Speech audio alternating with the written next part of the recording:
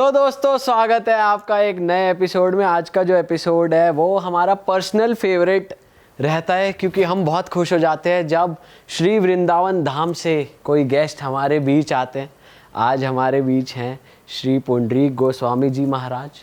ये एक वृंदावन के बहुत प्रसिद्ध संत रहे हैं, गोपाल भट्ट गोस्वामी जी। उनके ये परंपरा के 38वें आचार्य हैं। राधा रमन टेम्पल के ये मुख्य आचार्य हैं। और आज हम इनसे जानेंगे बहुत सारी बातें, बहुत सारी लीलाएं, बहुत सारे ऐसे टॉपिक्स हम टच करेंगे जिनके बारे में हमें तो बहुत कम पता ही साथ ही साथ आम जनता को भी बहुत कम उन विषयों पे पता है। तो सर वेलकम। नमस्कार, आपका स्वागत है। बहुत बहुत शुक्रिया। राधे राधे राधे। बहुत बहुत खुशनसीब मानते हैं अपने आप को कि आपके साथ बैठ के एक प्लेटफॉर्म शेयर करने वाले हैं। सच में बहुत बढ़िया। और कुछ ऐसे विषयों पर बात करने वाले हैं हम लोग। तो मेरा पहला क्वेश्चन ही ये आ रहा है मेरे माइंड में। सबसे पहले मैं आपके बारे में थोड़ा जानना चाहता हूँ कि आप एक आचार्य परिवार से आते हैं, तो जो आपका बचपन बीता है वो नॉर्मल बच्चों की तरह रहा है, हमारी तरह, या फिर कितना डिफरेंट रहा है आपका बचपन? ऐसा है, नॉर्मल शब्द की परिभाषा हम मेजॉरिटी देख करके कर लेते हैं। सबका ही नॉर्मल होता है, बचपन बचपन ही होता है। पर कई बार नॉर्मल शब्द की परिभाषा हम देख लेते हैं मेजॉरिटी के हिसाब से। तो मैंने बचपन में बच्चे को खेलना चाहिए, मैं भी खूब खेला हूँ। बच्चे को ऊधम मचाना चाहिए, मैंने भी खूब मचाया है। पर एक चीज़ ज़रूर है कि हमारे शास्त्र ये बात कहते हैं कि जो जीन्स होते हैं, मैकेनिज़्म होता है, जेनेटिक्स होते हैं व्यक्ति के, वो किसी भी प्रकार से उसके माता पिता, उसके वातावरण से, उसके आसपास के परिवेश से उसके अंदर निर्मित कर देते हैं। जैसे मैं आपको एक बात सहज कहूँ, अमेरिका का छोटा बच्चा हेलो आराम से कर देगा, बनारस का छोटा बच्चा नमः शिवाय आराम से कर देगा, अयोध्या का छोटा बच्चा जय श्री राम आराम से कर देगा, वृंदावन का छोटा बच्चा जय श्री राधे आराम से कर देगा। तो बस वो जो जय श्री राधे वाला परिवेश था मेरे चारों तरफ, क्योंकि मेरे पिताजी, मेरे दादाजी और मुझे सौभाग्य से उनका सानिध्य बचपन से मिला, और वो देश की एक आर्ष परंपरा के बड़े बड़े सम्माननीय जन उनका सम्मान करते आए। तो वो परिवेश में भी मैं संग में रहा और मुझे बहुत आनंद रहा। उसके साथ साथ एक बात कहूँ तो मैं, लोग पढ़ने में खेलते हैं, मैं खेल खेल में पढ़ लिया। कई बार मेरा खेल नहीं होता था कि एक तरफ मंच पे मेरे पिताजी कथा कर रहे हैं, हज़ारों लोग सामने बैठे और पीछे मैं खेल रहा हूँ। तो खेलते खेलते मेरे कानों में भागवत के श्लोक ही जा रहे होंगे।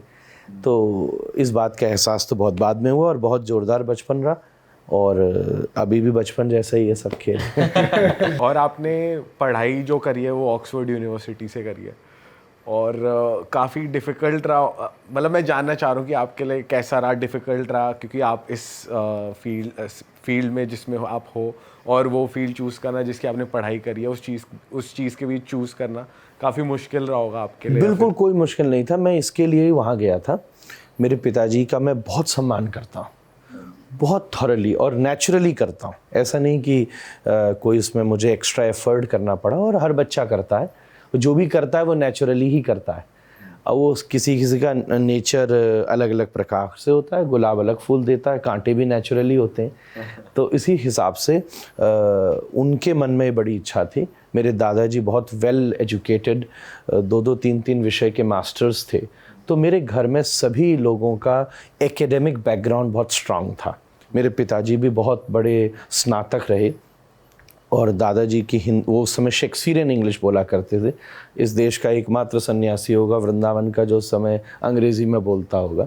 तो इन सब अनुभवों की वजह से मेरे साथ भी एक उत्साह था कि मैं सार्वभौम दुनिया के परिवेश को समझूं। तो मैं कथा क्षेत्र में, तो मैं 7 साल का था, खेल खेल में पिताजी ने माइक दे दिया एक दिन मंच से, तो मैं कुछ श्लोक बोलने लगा। तो तब से ही मैं धर्म के परिवेश में था। तो पहले मैं वृंदावन में पढ़ा, वो भी कृष्ण स्कूल था। तो मुझे थोड़ा बहुत, मैंने बाइबल भी पूरी पढ़ी है अपने जीवन में। उसके बाद में मैं मथुरा पढ़ा, फिर मैं दिल्ली यूनिवर्सिटी का भी विद्यार्थी था। तो पिताजी मुझे बोले कि बाहर पढ़ने, पढ़ाई तो अच्छी चीज़ है, क्योंकि मैंने ये सुना था कि राजा अपने क्षेत्र में पूजता है, विद्वान विश्व में पूजता है, विद्वान सर्वत्र पूज्यते। तो शिक्षा तो व्यसन की तरह होनी चाहिए। उसी वजह से मैं बाहर गया। विषय भी मैंने ऐसे ही चुना था। वहाँ ऑक्सफोर्ड में एक हिंदू स्टडी सेंटर है, उसके अंतर्गत मैंने एनरोलमेंट लिया, मैंने प्रिपरेशन कोर्स किया, उसका जो एक एंट्रेंस एग्ज़ाम होता है, आइल्स भी वन ऑफ द प्रोसेस होता है, वो सब मैंने क्रॉस किया। पर फिर मैं ऑफ कोर्स फैमिली में एक सिचुएशन की वजह से मुझे 8 महीने बाद ही वापस आना पड़ा, मेरे पिताजी नहीं रहे, फिर मुझे अवसर ही नहीं मिला कि मैं जा सकूं। पर हाँ, उसके बाद मैं ऑक्सफोर्ड में एक बार मैं प्रवचन करने ज़रूर गया था, कई विश्वविद्यालय में। तो शायद हो सकता है कि विद्यार्थी रहता तो शायद बोलने नहीं जा पाता। महाराज जी, राधा रमन जी की बात करते हैं, जब वृंदावन की बात आती है, आजकल का यूथ प्रेम मंदिर तक पहुंचा है, बिहारी जी तक पहुंचा है। राधा रमन जी के बारे में बताइए, उनकी क्या मान्यता है, वहाँ पर क्या कल्चर फॉलो होता है? हमने सुना है वहाँ पे माचिस का यूज़ नहीं होता है दिए जलाने के लिए, तो उस मंदिर के बारे में, राधा रमन जी के बारे में बताइए। एक तो राधा रमन जी याद करते ही जिसने दर्शन किए ना, उसको एक प्रसन्नता का अनुभव होता है। पहली बात है तो खुश हो जाता है, राधा रमन बोलते खुश हो जाता है, क्योंकि दुनिया में एकमात्र मेरा ठाकुर ऐसा है जो खुशीला ठाकुर है।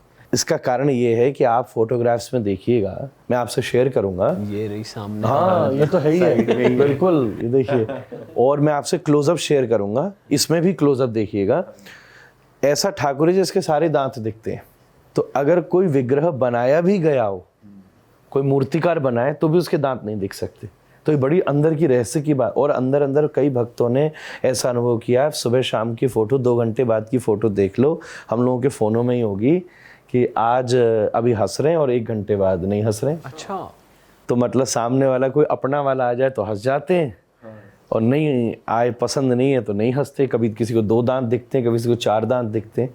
इसलिए ठाकुर जी ऐसे रहस्यमयी ठाकुर हैं कि प्रसन्न रहते हैं। ये तो किसी चमत्कार से कम नहीं है। अरे मैं क्या बताऊं, सबसे बड़े चमत्कारी ये स्वयं ही है। महाराज जी, मैंने रील्स भी देखी थी जिसमें कोई कथावाचक थे, वो कह रहे थे कि कोई भी उनको पसंद आ जाए या फिर ठाकुर जी को कोई पसंद आ जाए इतना ज़्यादा, तो वो उनके साथ ही चले जाते हैं। ऐसा भी है क्या? नहीं, वो ठाकुर जी के साथ चले ही जा सकते हैं, राधा रमन जी नहीं गए और न जाएं आप, ऐसा मतलब हम लोगों को सेवा करनी है उनकी। वह ऐसे तो ठाकुर जी सबके संग जाते ही हैं। तो पर फिर भी भगवान राधा रमन जी स्वयंभू भगवान है, ये किसी मूर्तिकार की कल्पना नहीं है, किसी मूर्ति ने नहीं प्रकट हुए थे। हाँ, शालिग्राम जी से ऐसा हुआ। चैतन्य महाप्रभु जो राधा कृष्ण के स्वरूप हैं, इस कलयुग में आप नवद्वीप मायापुर ग्राम में प्रकट हुए। उन्हीं ने सबसे पहले हरे कृष्ण मंत्र दुनिया को दिया, और आज दुनिया भर में हज़ारों संस्थाएं, स्कॉन भी है, गौड़िया मठ भी है, हम ये सब लोग हम चैतन्य महाप्रभु के अंतर्गत आते। तो उनके अंतर्गत 6 गोस्वामी हुए, उसमें गोपाल भट्ट गोस्वामी है। वो मूल थे श्रीरंगम से, ये दक्षिण में पड़ता है, और श्रीरंगम से आए वृंदावन, वहाँ से महाप्रभु जी की आज्ञा से गए कंटकी नदी, ये नेपाल में बहती है, वहाँ ऐसी मान्यता है, अभी भी बड़ी कठिन यात्रा है। तो वहाँ जाके आप अगर तुलसी जी चढ़ाते हो तो आपको शालिग्राम जी मिलते हैं। ऐसा कहते हैं शालिग्राम जी उछल के आ जाते हैं जिसके भाग्य में हो। तो वहाँ से गोपाल भट्ट जी शालिग्राम जी को लेकर आए। तो अपने आप नर्मदा के जो मिलते हैं उनको स्वयंभू शिव कहा जाता है, जैसे नर्मदेश्वर, ऐसी नर्मदा के पत्थर शिव हैं और गंडकी के शालिग्राम हैं। तो उनकी सेवा करते थे। अब गोपाल भट्ट जी को भगवान को सजाने में बड़ा आनंद आता था। अभी भी आप देखो तो सबसे सुंदर सजने वाला ठाकुर हमारा ही है।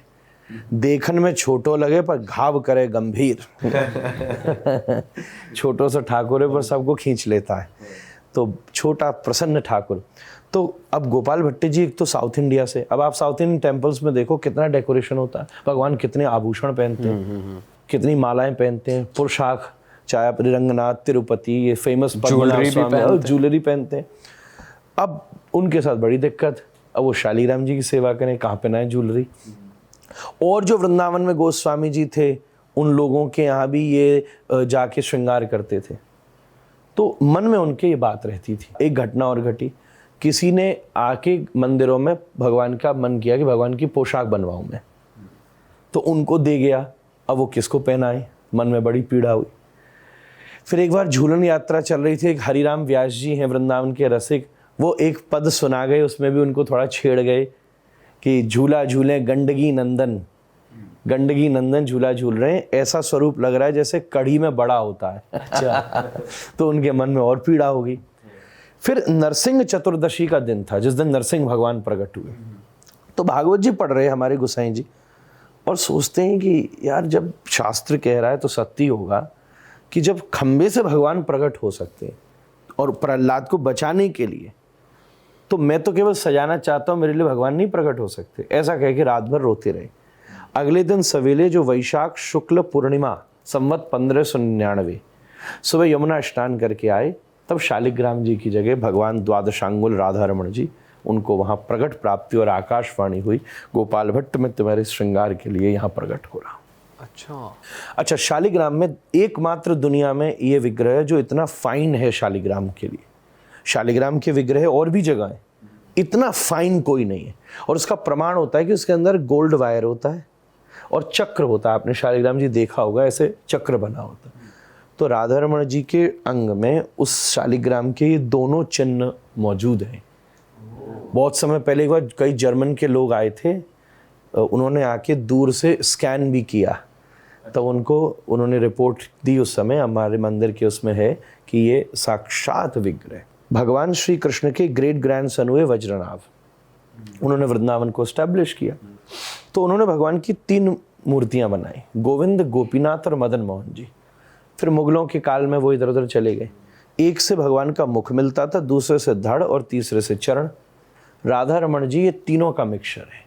इसलिए वृंदावन के लोग कहते हैं राधा रमण को देखकर अगर तुमने ये कहा कि हमने कृष्ण नहीं देखे तो तुम अपराध कर रहे हो। अच्छा, मतलब श्री कृष्ण 99.9 नहीं 100% जैसे दिखते थे, वैसे ही है वो। वैसे राधा रमण जी। वाह, ऐसा चटक मटक का ठाकुर त्रिभुवन में नहीं। त्रिलोकी में ऐसा चटक मटक वाला ठाकुर आज तक कभी नहीं हुआ महाराज, कभी हुआ ही नहीं।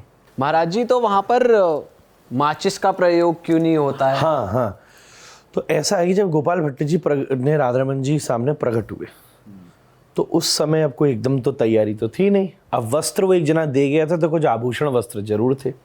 सुबह सुबह का समय था, अब भगवान की सेवा के लिए तो अग्नि चाहिए, ये सब चीज़ चाहिए।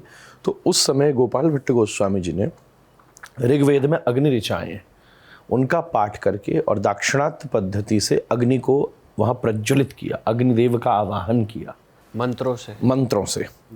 तो वो जब अग्निदेव प्रज्वलित हुई, तो आज 500 वर्ष से उस अग्नि को वहाँ प्रज्वलित रखा, मतलब मेंटेन किया जाता है। अब ये नहीं कह सकते कि ऑटोमेटिक जल रही है, ऑटोमेटिक ही जल रही है एक प्रकार से, पर तब से लेके आज तक ईंधन की व्यवस्था करके तो मंदिर में भगवान की आरती हो, चाहे भोग बनता हो, कुछ भी अग्नि संबंधित कार्य है, वो उसी अग्नि से होता है। आज तक 500 साल में किसी लाइटर और माचिस को नहीं यूज़ किया गया, और वैसे बुझी नहीं है कभी भी, कभी नहीं बुझी आज तक। वाह, तो उस अग्निदेव ने, मतलब गोपाल भट्ट जी ने उनसे प्रार्थना करी कि जब तक भगवान यहाँ विराज रहे तो आप यहाँ सदा रहिएगा।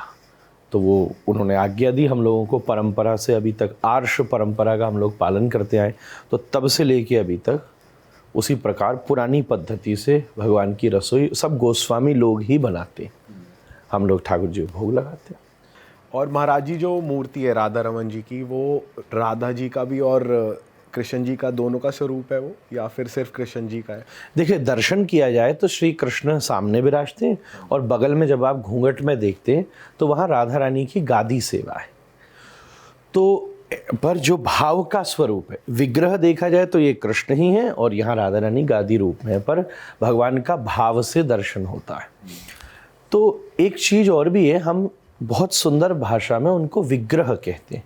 अच्छा, मूर्ति शब्द का विज्ञान अलग होता है, विग्रह शब्द का विज्ञान अलग होता है, स्वरूप शब्द का विज्ञान। ये सब शब्द जब अलग अलग कहे गए, भगवान का स्वरूप, भगवान की मूर्ति, भगवान का विग्रह, तो इन तीनों शब्दों में बहुत ज़्यादा अंतर है। तो वो भी मैं कहूँगा, तो क्या माना जाता है कि राधा रानी श्री कृष्ण के संग ही एक ही रूप में है, एक मतलब 2 आत्मा और 1 तन रूप से राधा कृष्ण एक ही साथ विराजमान है, इसीलिए उनमें ही उनका दर्शन होता है। गादी सेवा का मतलब क्या होता है? जैसे ये सीट है जिसमें आपने मुझे बिठाया, ये आप सबकी सीट यहाँ डली है, तो और तो कोई नहीं बैठेगा, जब आप आओगे तो आप बैठ जाओगे। तो कहने का मतलब राधा रानी कृष्ण के संग है और उनकी गादी सेवा है वो, मतलब लीला चल रही है, दोनों साथ में खेल रहे हैं, नृत्य चल रहा है, गायन हो रहा है। जब लीला पूरी हो जाएगी तो वो अपनी गादी पर विराजमान हो जाएंगे। इसी को गादी सेवा कहते हैं, जो बिहारी जी में भी वही भाव है, राधा वल्लभ जी में भी वही है, ऐसी राधा रमण जी में वृंदावन के 3 आर्ष परंपरा के ठाकुर हैं। तो तीनों जगह यही पद्धति की भावना होती है। दोनों श्री कृष्ण का वो स्वरूप जहाँ राधा रानी रमण कर रही है, इसलिए राधा रमण, वाह, ये भाव है। महाराज जी ऐसे देखा जाए आजकल ऐसे चमत्कार नहीं होते जैसे पहले, जैसे आपने बताया राधा रमन जी के बारे में, या फिर ज्योति अपने आप जल गई।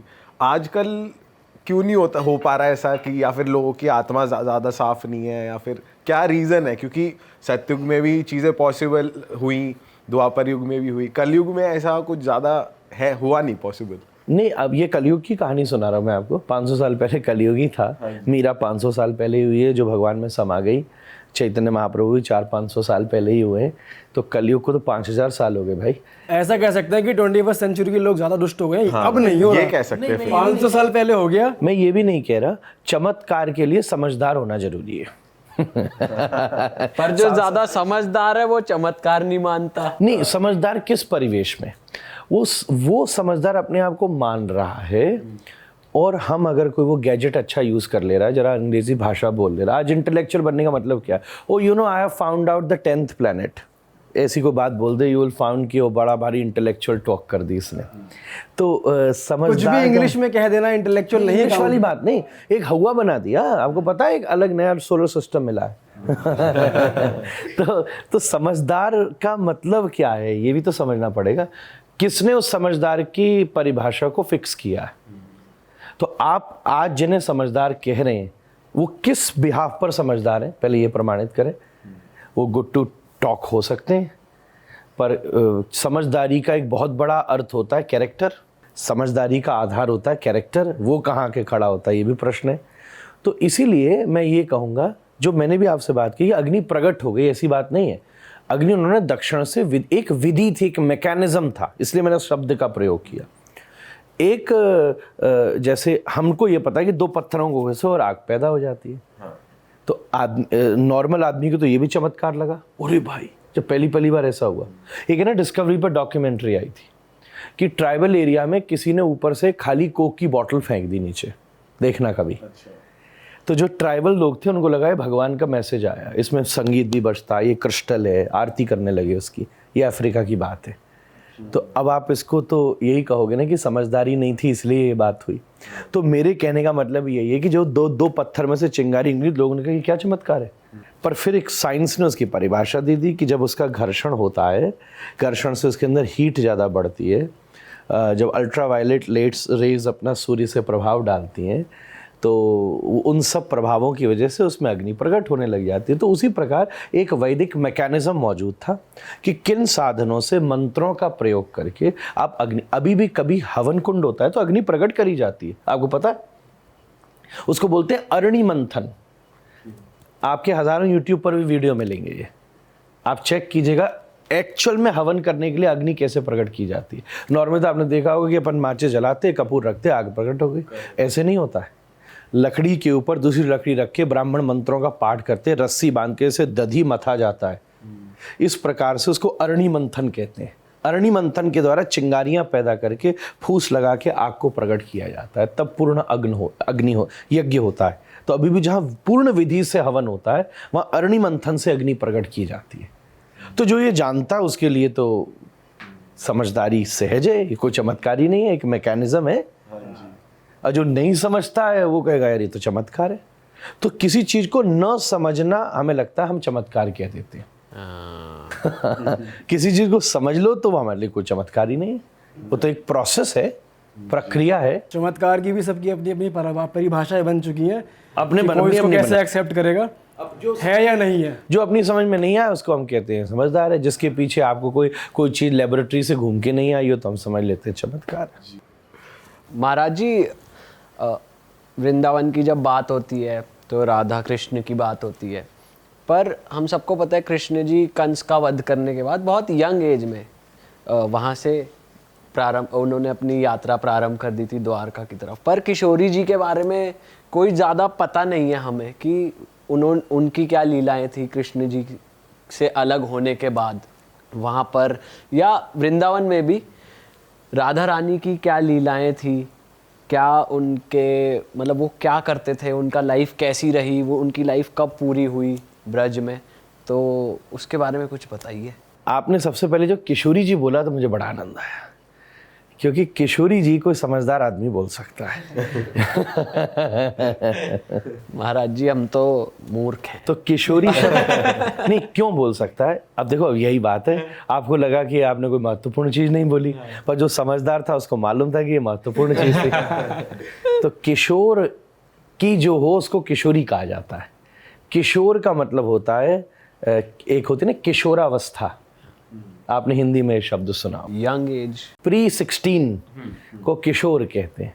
तो उनको किशोरी क्यों कहा जाता है? क्योंकि वो ऑलवेज प्री-16 है, ऑलवेज यूथफुल है। अच्छा, इसलिए someone who is always youthful उसको किशोरी कहा जाता है। तो खैर, आपने कहा कि राधा रानी जब श्री कृष्ण मथुरा चले गए तो राधा रानी क्या हुआ? तो पहली बात तो ये है कि राधा कृष्ण तो एक ही हैं। ये तो लीला के लिए दो रूपों में प्रकट होते हैं, आस्वादन और आस्वाद्य का अंतर है। थोड़ा ज़्यादा टेक्निकल हो जाएगा इसलिए मैं उस तरफ तो नहीं जाऊंगा, पर बात ये है कि उस बात को टेक्निकलिटी से ही समझा जा सकता है। ऐसे समझिए कि एक बार एक रामलीला में एक बड़ी घटना हुई कि जिनको राम जी का रोल करना था वो बीमार हो गए और 2 मिनट में रामलीला शुरू होनी थी। तो अब क्या किया जाए, बड़ी कठिनाई थी। तो उसी समय एक जना जो कोई और पात्र बन रहा था, या आप अज्यूम कर लो कि जो सीता जी बन रही थी, उसने ये कहा कि मैं तो राम जी को खूब देखा है क्योंकि मेरे साथ ही सारा रोल किया है, अगर आप बोलो तो जहाँ राम जी का प्रोमिनेंट रोल है वहाँ मैं उस रोल को कर देती हूँ। मतलब वो भी पुरुष ही था जो सीता जी बनता था। तो एक ही पुरुष एक सीन में राम बन के आया और एक ही पुरुष एक सीन में सीता जी बन करके आया। ऐसे करके उसने रामलीला पूरी कर ली। वह ऐसे वो एक ही तत्व एक समय कृष्ण बन के आया, एक ही तत्व एक समय राधा रानी बन के आया। ये दोनों इस हिसाब से एक ही हैं। अब हम अगर घटनाक्रम की बात करें, पहली बात यह है कि जब राधा कृष्ण की बात की जाती है तो कोई ऐसे ऐतिहासिक पुरुष की तरह बात नहीं होती कि इसके बाद ये हुआ था, इसके बाद ये हुआ था, इसके बाद ये हुआ था। नॉर्मल लेवल पर हम इनके विषय में संवाद नहीं कर सकते। फिर भी आपने ये प्रश्न किया है, तो ब्रह्मवैवर्त पुराण में राधा रानी को लेकर के बहुत सारी कथाएं बहुत आनंद से प्राप्त होती हैं। तो श्री कृष्ण राधा जब साथ में हैं, प्रिया जी साथ में हैं, तब तो बहुत सारी भागवत आदि कथाओं में हम लोग सुनते ही रहते हैं सब क्या क्या आपने लीला करी। पर जब श्री कृष्ण का मथुरा गमन हो गया तो ब्रह्मवैवर्त पुराण के और 49वें अध्याय में एक प्रसंग आता है 49th चैप्टर में, जहाँ भगवान ये कहते हैं मतलब कि मैं आपसे मिलूँगा, मैं जा रहा हूँ मथुरा तक, मैं आऊँगा। तो राधा रानी कैसे रहीं? कृष्ण की प्रतीक्षा में रहीं, इंतज़ार में रहीं। जैसे मैं आपसे कह दूँ कि नेक्स्ट संडे आपसे मिलूँगा, तो आप कैसे रहोगे? मेरे इंतज़ार में रहोगे। या मैं आप मुझसे कहो मैं वृंदावन आ रहा हूँ, तो मैं कैसे रहूँगा? आपके इंतज़ार में रहूँगा। तो ब्रह्मवैवर्त पुराण ये कहता है कि राधा रानी यहाँ कैसे रहीं? यहाँ कृष्ण की प्रतीक्षा में रहीं। और फिर उसके 115 वर्ष के बाद में राधा रानी श्री कृष्ण से कुरुक्षेत्र में मिली। अच्छा, हाँ मिली। एक बीच में और प्रसंग आता है कि जब राधा रानी लगभग 12 वर्ष की हो गई तो ब्रह्मवैवर्त पुराण के 126वें अध्याय में ये प्रसंग आता है। अब श्री कृष्ण तो मथुरा चले गए। अब राधा रानी का जो जन्म हुआ है वो हुआ है वृषभान जी के घर। वृषभान जी वैश्य कुल के थे, जातियों में समझा जाए तो राधा रानी का वहाँ जन्म हुआ। अब वृषभान जी के मन में विचार हुआ कि अब आगे कैसे होगा। एक जैसे लौकिक माता पिता विचार करते हैं कैसे होगा। उस समय ब्रह्मवैवर्त पुराण ये कहता है कि श्री राधा रानी ने का वृषभान जी ने आग्रह किया कि अब आप विवाह करो, विवाह करो।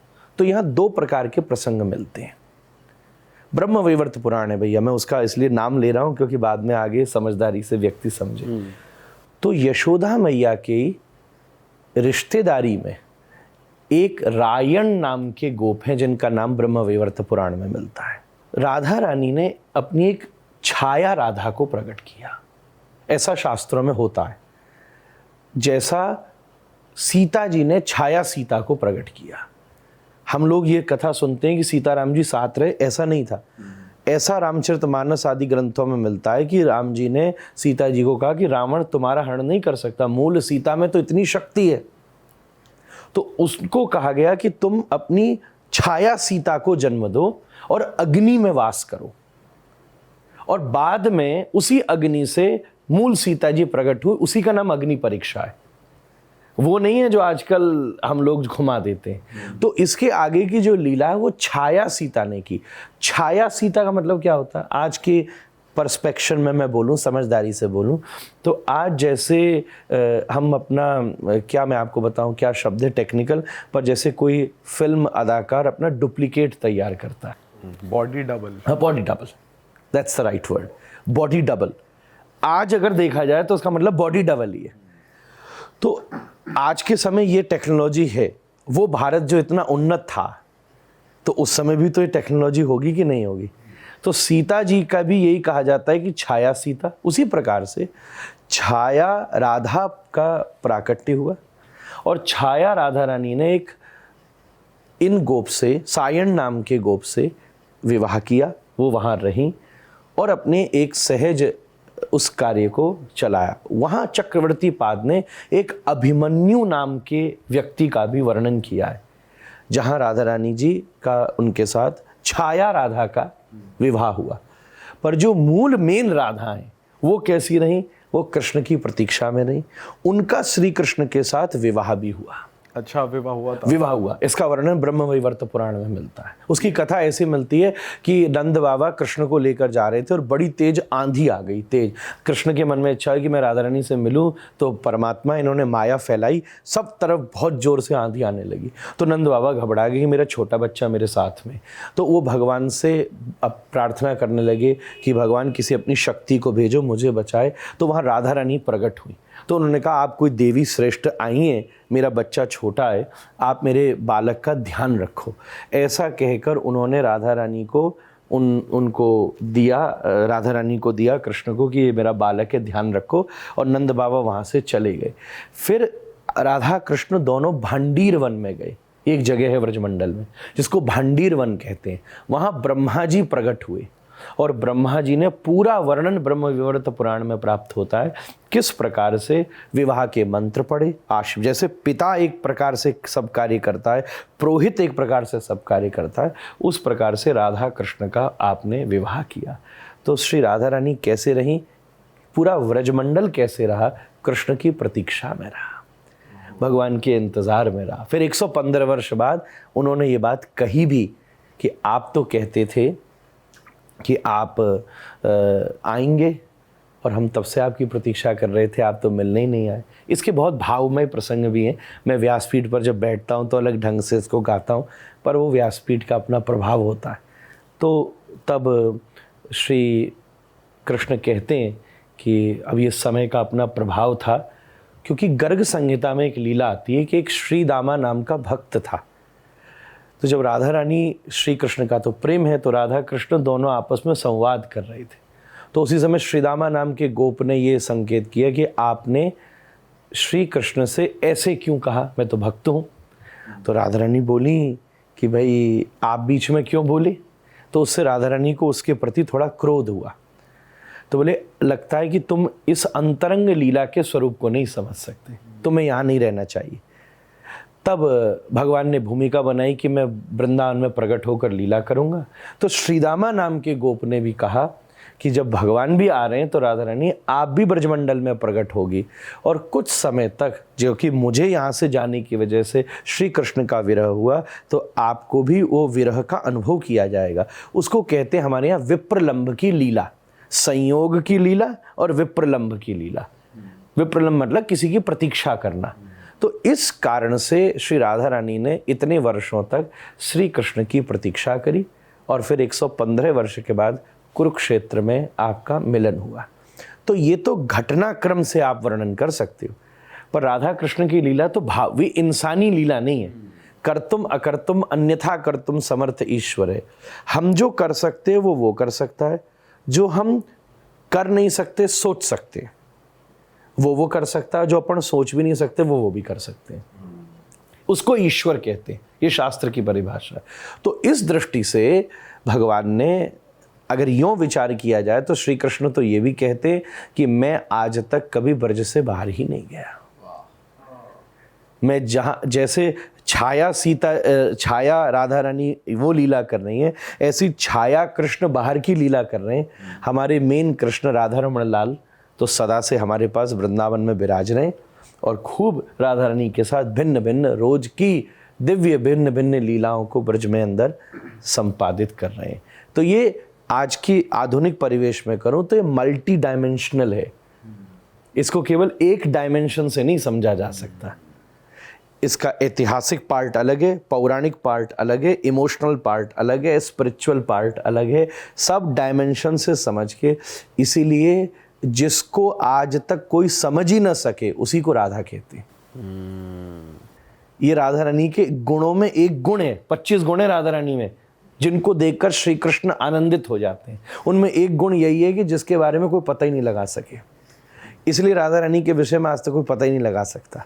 यही राधा कृष्ण की मधुर लीला है। वाह, आपके साथ कोई पर्सनल लीला हुई हो? आपके साथ कोई, वैसे आप तो समझदार काफ़ी हो तो आपको वो नॉर्मल ही लगेगा।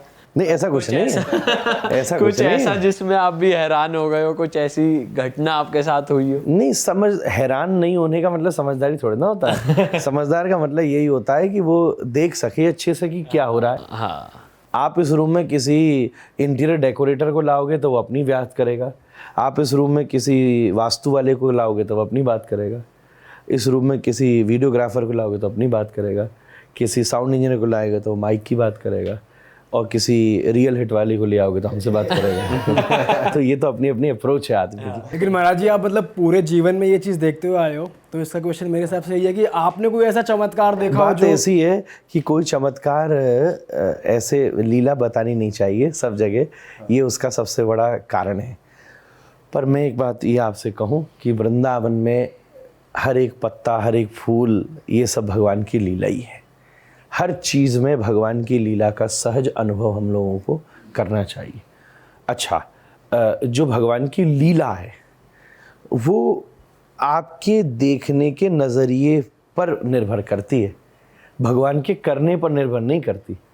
देखने वाला व्यक्ति तो सहज खड़े भगवान में भी लीला का दर्शन कर लेता है, और नहीं देखने वाला तो भगवान सामने प्रकट होकर भी लीला करे तो भी रावण कह रहा है मैं तो तुमसे लड़ाई ही करूँगा, फिर भी कंस कह रहा है मैं तो तुमको युद्ध करके परास्त ही करूँगा।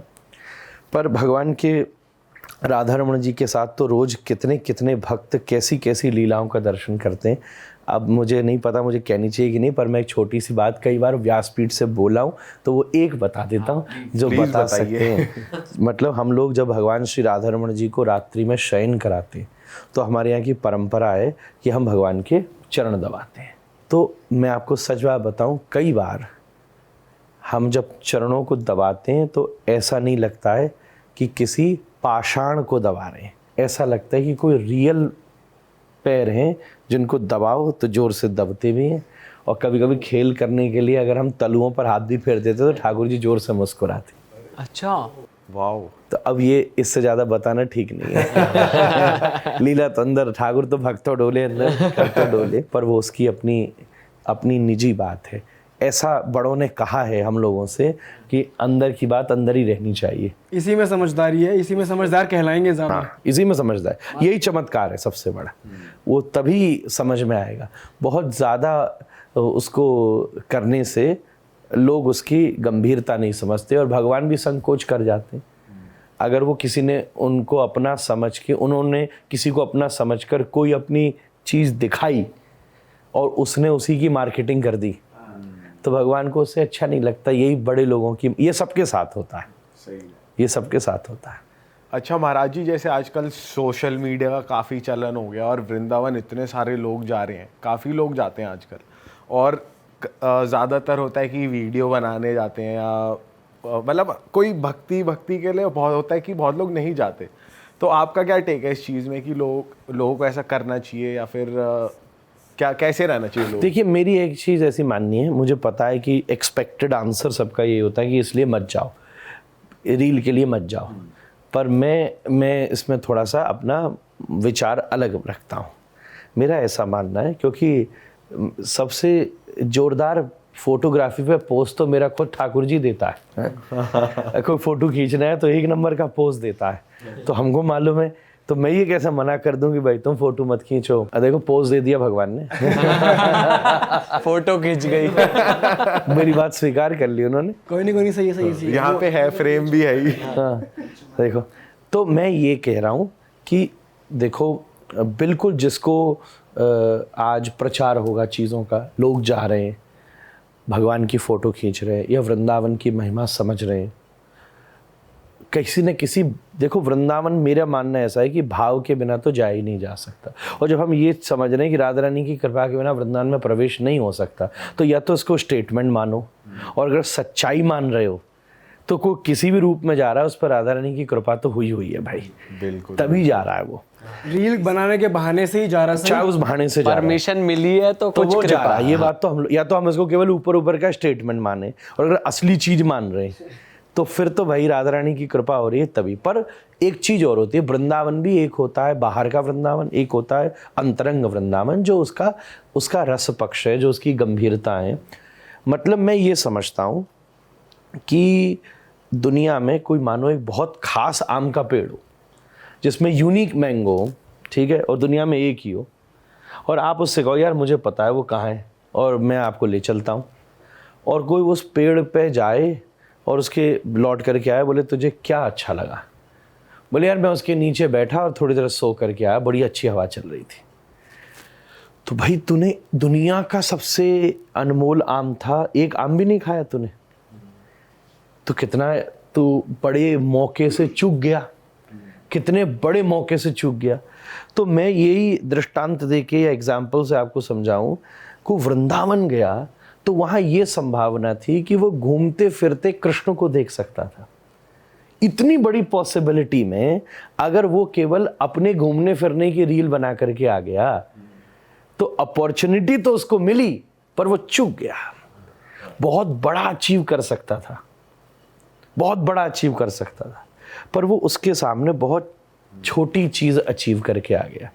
तो ठीक है, आप वृंदावन जाते हो, रील बनाने जाते हो, ज़रूर जाओ, नो प्रॉब्लम। आप फ़ोटो खींचने जाते हो, ज़रूर जाओ, घूमो फिरो, पर थोड़ा कुछ डेकोरम का पालन करो। मैं ये कहूँगा, जो एक मंदिर का डेकोरम होता है, जो एक भगवान का सम्मान होता है, मर्यादा होती है, उसको अच्छे से सीख करके जाओ। नहीं तो होगा क्या, उन्हीं का नुकसान होगा। लोग विरोध करेंगे, थोड़े दिन बाद वृंदावन में रील एंट्री बंद, तो नुकसान तो उन्हीं का होगा। अगर आप कहीं पर जाके मर्यादा का पालन करोगे, जो भी वहाँ का डेकोरम है, थोड़ी देर वहाँ बैठो। मैं एक सुझाव सबको देता हूँ, वृंदावन जाओ, खूब लस्सी पियो, खूब टिकिया खाओ, चाट खाओ, खूब रील बनाओ, जो करना है सो करो, आपकी मौज है भाई। पर कोई किसी को नहीं रोक सकता, स्वतंत्र देश है। पर थोड़ा सा काम किया करो, जो रील बनाने भी जाए किसी एकांत जगह, यमुना के किनारे, किसी पेड़ के नीचे, किसी ठाकुर जी के सामने, किसी संत के सानिध्य में, चाहे 5 दिन की यात्रा में 5 मिनट के लिए ही बैठकर वृंदावन की हवा, वृंदावन का जल, वृंदावन की माटी, और बैठकर थोड़ी देर भगवान का नाम, ये चाहे 2 मिनट भी आप लेकर के आओ, तो मुझे ऐसा लगता है कि एक गया ज्वेलरी की शॉप पर और वहाँ से वो स्टील की कटोरी ले आया ज्वेलरी की शॉप से, और वो लेके आता कोई बढ़िया डायमंड की कटोरी जिसमें डायमंड लग रहे हैं, सोने की कटोरी। तो उसने ज्वेलरी शॉप का बेस्ट चीज़ खरीदी। तो हम वृंदावन जैसी ज्वेलरी शॉप पर गए जहाँ राधा कृष्ण जी के नाम का हीरा है, हरि नाम है हीरा, जा में जंग लगे ना कीरा। और वहाँ पर जाके अगर रीली बना करके आ गया तो यार तू कहीं और हो जाता। सही बात। पर इसीलिए मुझे उन्हें देखकर दया आती है कि भाई ज्वेलरी शॉप पे जाने का मौका मिला और उसने ये कहा था कि 1 पौंड जो उठाना उठा लो, और तुम स्टील की कटोरी ले आए। राधा रानी ने दरवाजा खोला था कि आज फ्री ऑफर है, एक बार जा सकते हो और पिक कर सकते हो जो तुम्हारा मन हो, विदाउट कॉस्ट, और तुम स्टील की कटोरी ले आए।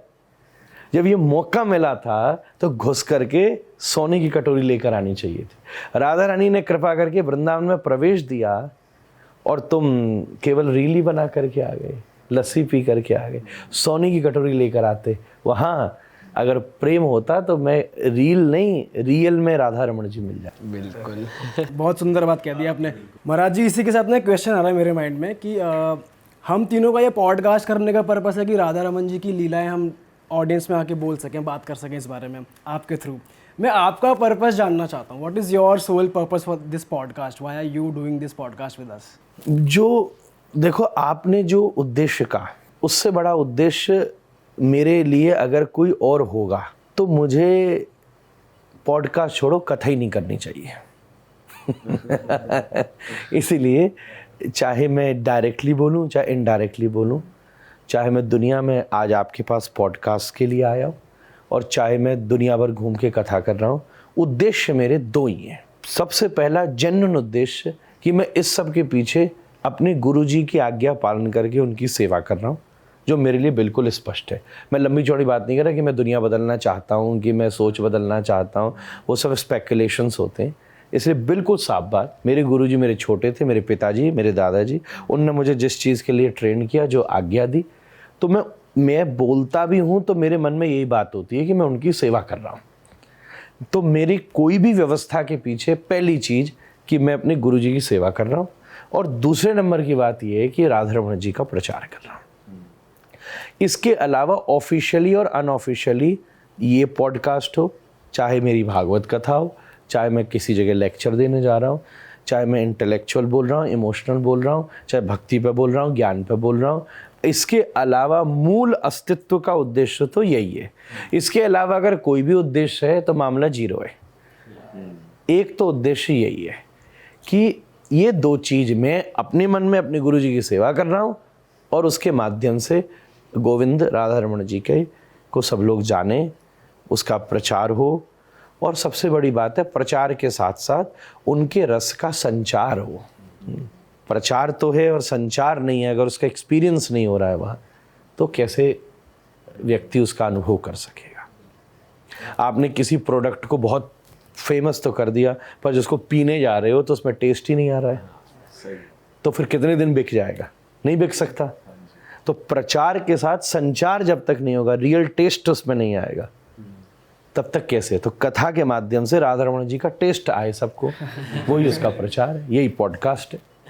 महाराज जी, राधा रमण जी की कुलिया के बारे में कुछ बताइए। कुछ हमने सुनी है काफ़ी बातें, आपके मुंह से जानना चाहेंगे। ऐसा है कि सबसे पहले एक खीर चोरा गोपीनाथ जी का मंदिर है, जो माधवेंद्र पुरी जी, ये चैतन्य महाप्रभु की परंपरा के एक संत हैं, वैष्णव हैं हमारे, जो पहले गोवर्धन में भी रहते थे। तो आप परम वैष्णव थे, तो एक गोपीनाथ जी का मंदिर है। तो ऐसा कहते हैं कि वहाँ भगवान ने, कथा तो बड़ी लंबी है, पर उन्होंने, भगवान ने वहाँ उनको देने के लिए एक खीर, वहाँ मटकी में अंदर खीर सा भरा जाता था, मतलब दूध जो बहुत गाढ़ा हो जाए खीर जैसा। मेरे मुंह में पानी आ रहा बोलते बोलते। तो खीर सा भरा जाता था। तो वहाँ भगवान को जब भोग लगा तो उनके मन में इच्छा हुई कि आपका एक प्रसाद मुझे मिलता। तो ऐसा कहते, जब पर्दा आया और थाली बाद में ले जाते भोग के बाद, तो भगवान ने एक वो मटकी उठा के पीछे छुपा ली, इसलिए उनका नाम हो गया खीर चोरा गोपीनाथ। तो बाद में रात में वो बाहर बैठे थे, तो भगवान ने स्वयं जा कर के उनको वो प्रदान की। तो हमारे मंदिर में जो कुलिया की परंपरा है, उसकी मूल प्रेरणा खीर चोरा गोपीनाथ मंदिर से है। वहाँ से इसको कुलिया मतलब अमृत केली कहते हैं, जो उसी 500 साल पुरानी अग्नि पर सिद्ध होता है। ब्रज रज की मटकी, वृंदावन की रज की, और उसके अंदर भर करके कुलिया खीर सा भर के ठाकुर जी को भोग लगा। संस्कृत में उसका नाम है अमृत केली। एक बात हमारे पुराने बड़े लोग कहते थे कि जब हम कोई भी काम करते हैं, पूजा करते हैं, सेवा करते हैं, जप करते हैं, तो ये वाली जो उंगली होती है ना, ये ऑलवेज आपने देखा होगा, इसको टच नहीं किया जाता। जैसे तिलक भी करना हो तो इससे करते हैं, या जप करने वालों को देखा होगा तो ये उंगली बाहर निकाल लेते हैं माला में से, माला से बाहर चली जाती। तो एक बार इस उंगली ने तपस्या करी कि भगवान मुझे तो सबने निकाल दिया, ऐसे भावना की बात है। तो राधा रमन जी बोले मैं अपनी कुलिया बना रहा हूँ जो इसी उंगली से खाई जाएगी तुझे सेवा मिल, मतलब भावना की बात है। तो फिर उस लिए वो कुलिया सब लोग इसी उंगली से निकाल के खाते हैं। और एक और भावना है इसकी कि मटकी जो ऊपर है वो तो कृष्ण है और उनके अंदर जो रस भर रहा है गोरा गोरा वो राधा रानी है। वाह। तो बस कृष्ण में भरे राधा के रस का आस्वादन, यही कुलिया प्रसाद की महिमा है। तो ये सबको मिलता है जो भक्त आते हैं? सबको मिलता है। अरे उसी के लिए, कई तो राधा रमन जी के लिए नहीं आते, उसी के लिए आते ठाकुर जी का दर्शन हो भी जाए, बंद हो जाए तो सब मांग रहे कुलिया दे दो, कुलिया दे दो। कुलिया का मतलब ही प्रमाण है कि ठाकुर जी के दर्शन हुए, प्रमाण है भाई। प्रसाद तो भगवान के मिलने का प्रमाण है। और कभी राधा रमन जी ने छुपाई है कुलिया? वो आप बताओगे नहीं? अरे छुपाई भी है, खाई भी है। अच्छा। अरे खूब खाई है, खूब छुपाई। वो खाते ही हैं। अच्छा। नहीं खावे तो फिर वो प्रसाद कैसे होगा? वो प्रसाद कैसे होगा? सही बात। अच्छा, भगवान सब कर सकते हैं, हम लोग ये मानते हैं। राधा रमन जी एकमात्र वृंदावन का ऐसा मंदिर है कि जितना भोग बनता है सब भगवान के सामने जाता है। अगर 5000 लोगों का प्रसाद बना है तो 5000 का सामने, ऐसे नहीं थाली चली गई, 5000 का भोग भगवान के सामने जाए। तो हमारा ये मानना है कि भगवान सब प्रसाद खाते हैं, सब कुछ लेते हैं, सब कुछ ग्रहण करते हैं। आप एक चीज देखिए, ग्रहण करने के अर्थ कई सारे होते हैं। एक तो होता है उठा के खा लेना, एक होता है दृष्टिगोचर का। सबसे पहले व्यक्ति कोई चीज खाता है तो सबसे पहले आंखों से खाता है। That's why it should be good to see. वही बहुत सुंदर केक हो और इधर गड्ढा मड्ढा आए, आप खाओगे कभी? तो सबसे पहले व्यक्ति आंख से ही देखता है ये चीज ठीक है और आंख से उसे अट्रैक्टिव लगती है, तो उसको कहते हैं दृष्टिगोचर करना। तो परमात्मा दृष्टिगोचर करके ही वस्तु का आस्वादन करता है, यही सबसे प्रधान बात है। तो भगवान सब ठाकुर जी पाते हैं, पर हमारे ठाकुर जी इतने दयालु हैं कि वो सब खाने के बाद सोचते हैं कि अब मेरे भक्त क्या खाएंगे। अच्छा। तो हमारा तो ये मानना है कि हम भक्त लोग भगवान के लिए बनाते और भगवान उसे पा लेते। फिर जल्दी जल्दी जो भगवान के लिए भगवान की गोपियाँ बनाती हैं, सखियाँ बनाती हैं, जो राधा रानी बनाती हैं, जो कृष्ण बनाते हैं, वो सब इकट्ठा करके वो फिर से उसमें भर देते हैं और भक्तों को दे देते हैं, लाओ ये तुम्हारे लिए। कि जो हम उनके लिए करते वो हमारे लिए, वो भी तो बनता है। ठाकुर जी तो नित्य हैं भाई। तो अब जैसे आपकी मैया ने कुछ खाना बनाया हो और हम आ जाएं कहीं से प्रसाद लेके कि भैया ये पाइए, हम एक डलिया प्रसाद लाए और आपको इतना स्वादिष्ट लगा भैया कि आप पीयूष जी सब खा गए, हम तो भूखे हैं। तो जो आपकी माँ ने भोजन बनाएगा वो हम खाएंगे कि लो भैया महाराज आप ये पाइए। तो हमारे तो यही भावना है कि हम लोग जो भोजन बनाते हैं हमारे राधा रमन लाल जी सब पाते हैं, और फिर जो राधा रानी उनके लिए सिद्ध करती हैं वो फिर से कुलिया में जल्दी जल्दी भर के वही फुल्का, वही साग और वही प्रसाद धर के और वापस दे देते कि लो भक्तों अब तुम पाओ।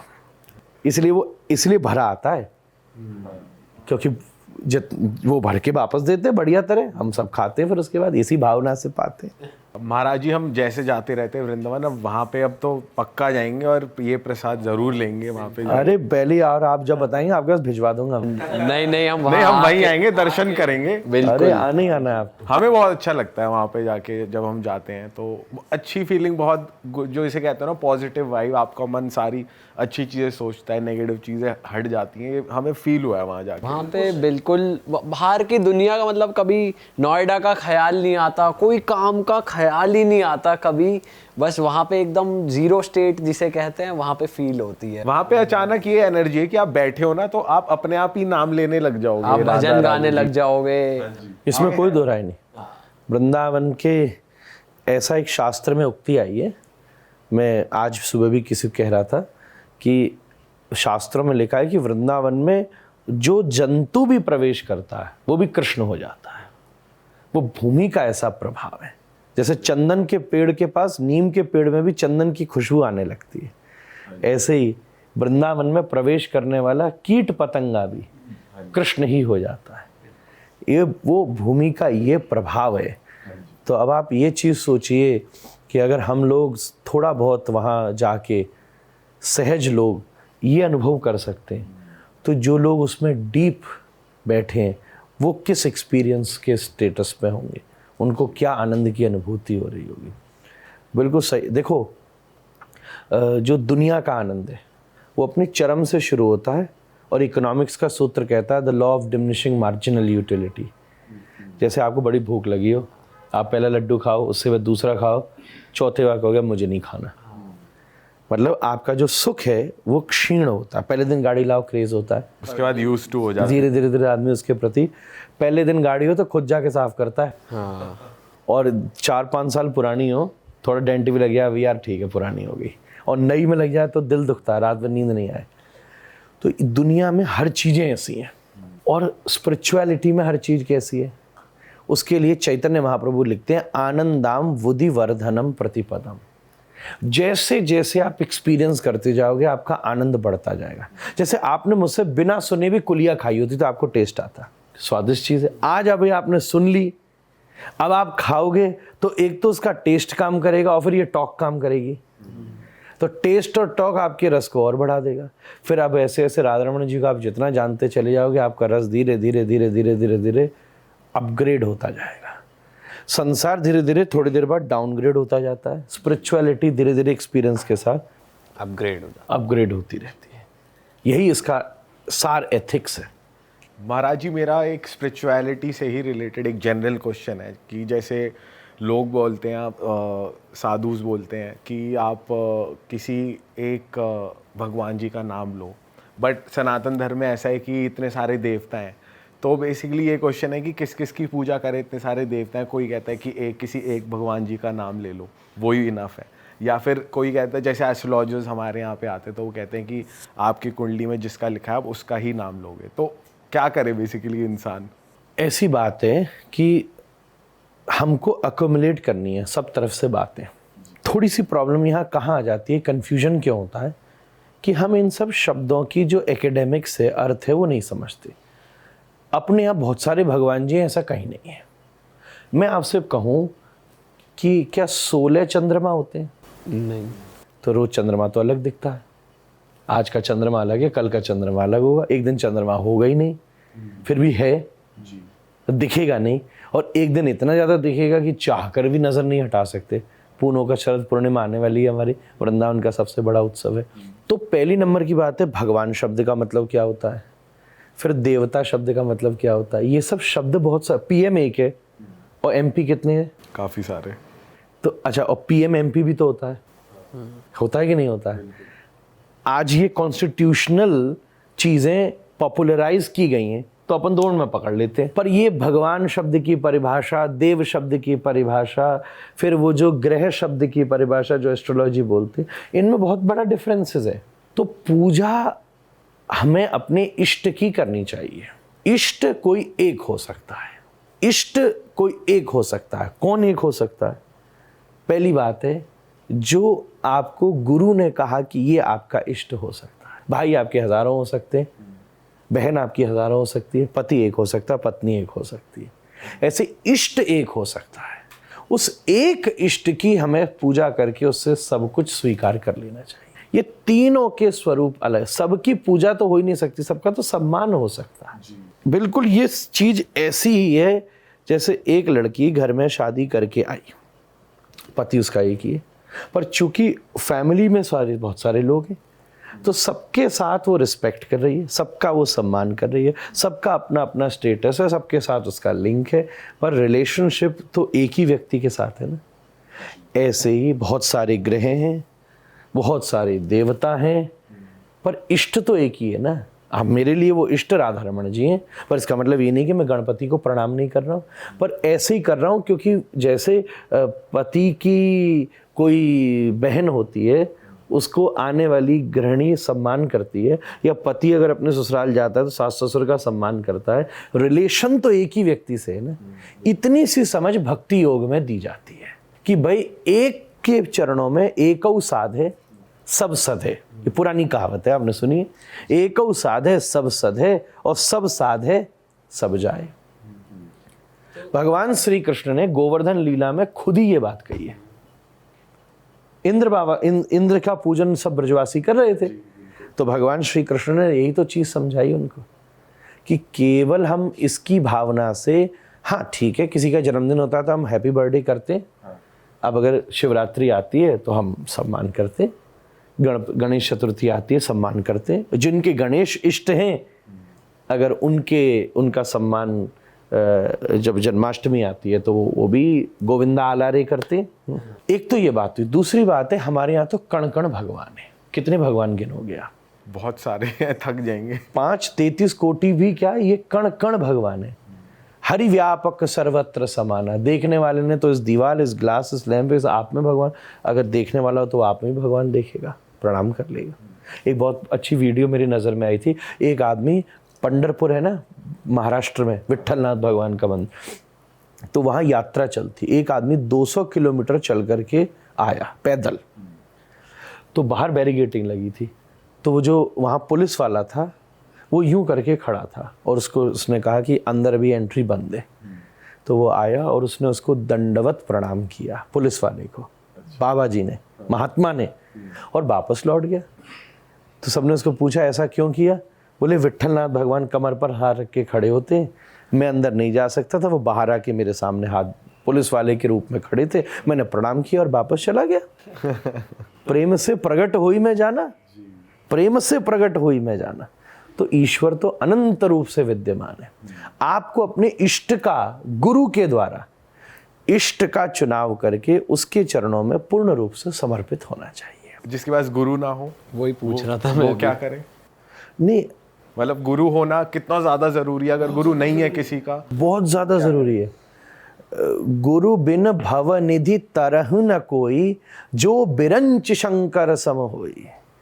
गोस्वामी जी ने ये लिखा है कि अगर कभी शंकर भगवान को भी, तुलसीदास जी ने रामचरितमानस में, कि इस धरती पर आना पड़ जाए तो बिना गुरु की कृपा के शंकर भी इस भवसागर को पार नहीं कर सकते। वो भी नहीं है, ये तो मैं शास्त्र की बात बता रहा हूँ। गुरु बिन भव निधि तरह न कोई, जो विरंच शंकर सम हो। शंकर के समान कोई विरंची महापुरुष हो जाए, योगी हो जाए, गुरु की जरूरत तो उसको भी होती है। एक चीज बताओ, बिना पंडित जी की शादी कर लेते हो? सारे रिश्तेदार आ जाएं, सारी बैंड बाजी आ जाए, तुम्हारे पंडित जी नहीं आए, सब वेट कर रहे होते हैं। सब उन्हीं का। शादी से पहले सबसे इंपॉर्टेंट आदमी होते हैं पंडित जी, शादी के बाद सबसे एक्स्ट्रा व्यक्ति होते हैं पंडित जी। ऐसे ही जब तक भगवान नहीं मिले सबसे इंपॉर्टेंट आदमी होते हैं गुरु, जब भगवान मिल जाए तो सबसे एक्स्ट्रा आदमी गुरु ही होता है। लेकिन महाराज जी ये भी है ना कि जैसे आजकल पाखंड भी बहुत ज़्यादा है, तो ट्रस्ट नहीं होता बहुत लोगों को, मतलब प्रॉब्लम होती होगी लोगों को ट्रस्ट करने में कि that he is the right Guru for me, या फिर तो वो कैसे पता लगे लोगों को? देखो, पानी पीजे छान के, गुरु कीजे जान के, पुरानी कहनी है। पानी छान के पीते, गुरु जान के करो। तो एक चीज ये है कि आपको गुरु बनाने का उद्देश्य क्या है। आपकी डिमांड अगर सही है तो आपके पास व्यक्ति भी सही आएगा। अब अगर हमारी डिमांड में कहीं ना कहीं थोड़ा सा इधर है कि यार एक आदमी हो, गोल गोल आंख घुमाया, लॉटरी का नंबर बता दे, यही महागुरु है, तो हम तो सबसे बड़े पाखंडी तो हम ही हैं। तो अगर हमारी डिमांड ही खराब है तो सप्लाई भी तो खराब ही होगी। फिर अगर हम असली डिमांड रखते हैं, गुरु का सीधा मतलब है गुरु शुश्रूषया विद्या। जो शिक्षा देता है उसको गुरु नहीं कहते, जो विद्या देता है उसको गुरु कहते हैं। विद्या देता है उसका गुरु कहने का मतलब, विद्या का मतलब क्या होता है? जो फंडामेंटल समझा दे, 3 चीज समझा दे उसको गुरु कहते हैं। तो हम कौन है, ये क्या है और वो क्या है, ये 3 चीज अगर आपको समझ में आ जाए तो सब समझ में आ जाएगा। मैं कौन हूं, जीव कौन है, जगत कौन है और जगन्नाथ कौन है। ये इसको त्रिपद विज्ञान कहते हैं। ये 3 चीज जिसने समझ ली, हर शास्त्र ये समझा रहा है, हर गुरु ये समझा रहा है, ये नहीं समझ में आई बात तो सब जीरो है। फिर तो हम ही खुद करप्ट है, हमारी डिमांड ही गलत है। एक आदमी क्या हुआ, उसके घुटने में दर्द था, तो बोला दांत का डॉक्टर, तो बोले घुटना में भी वही होता है, दांत में भी हड्डी होती है। तो उसने डेंटिस्ट को अपना घुटना दिखा दिया। तो अगर डेंटिस्ट वाले औजार घुटने पे चलेंगे तो क्या होगा? यही व्यक्ति की मूर्खता है। हम गुरु क्यों बनाना चाह रहे हैं? पहला प्रश्न तो यहीं आके खड़ा होता है। आपकी आंख में प्रॉब्लम है, आप गए ऑप्टिशियन के पास, उसने आपको लेंसेज लगाए, कहा ABCD पढ़, जो आपने को साफ दिखने लगा, आपने वो चश्मा खरीद लिया। जिससे आपको जीव जगत और जगन्नाथ साफ दिखने लगा, वो चश्मा आपका है, वो गुरु आपका है। एक डिस्पोजेबल प्लेट होती है, एक केटरिंग की प्लेट होती है, एक आपकी प्लेट होती है। डिस्पोज आप अपनी वाली तो डस्टबिन में डाल दो और डिस्पोजेबल वाली वार्डरोब में रख लो, तो क्या होगा? आपको आदमी तो बड़ा मुंह रखे। ये शरीर डिस्पोजेबल प्लेट है, ये दुनिया केटरिंग की प्लेट है और परमात्मा तुम्हारी प्लेट है। इतनी सी बात समझ में आ गई तो सब समझ में आ गया। The world is a stage and we are merely players, William Shakespeare ने कहा है, भागवत ने बहुत समय पहले कह दिया। ये दुनिया एक रंगमंच है, अपन खिलाड़ी हैं, तो why to get too serious here? वैसे ही नाटक चल रहा है, आप भी नाटक कर लो थोड़ी देर। पर महाराज जी ये भी होता है ना कि कुछ लोग ये होता है कि भाई अपने हिसाब से चल रहा है, जो चल रहा है, जो मैं कर रहा हूँ वो हो रहा है, डेस्टिनी वेस्टिनी में ज़्यादा बिलीव नहीं करते, ये भी होता है। तो इसलिए भी लोग किसी के पास जाना नहीं चाहते कि भाई अपनी मर्जी से ही चल रहा है, बस अपने कर्म करो, ये भी होता है। अब बात ऐसी है, ये व्यक्ति की चॉइस है, इंस्पायर किया जा सकता है, प्रेरणा दी जा सकती है। भाई बहुत अच्छी चीज़ है, अगर तुम अपने बाल खुद अपने हाथ से काट सकते हो तो कोई मना थोड़ी ना कर रहा है। पर अगर आपकी तरह बढ़िया स्टाइलिंग करनी है तो स्टाइलिस्ट के पास जाना पड़ेगा। नहीं तो अपने हाथ से काट लो, भाई तुम्हारी मर्जी। और फिर टेढ़े सीधे हो तो दोबारा फिर इंतज़ार करना। तो इसीलिए अच्छा, और एक बात है कि आदमी कह रहा है कि भाई मुझे जो करना है मैं अपने हिसाब से कर सकता हूँ, तो चलो ठीक है, करे। फिर भी अल्टीमेटली किसी की लाइफ स्टोरी पढ़ लीजिएगा, अल्टीमेटली मिलेगा उसे कोई ना कोई गुरु ही।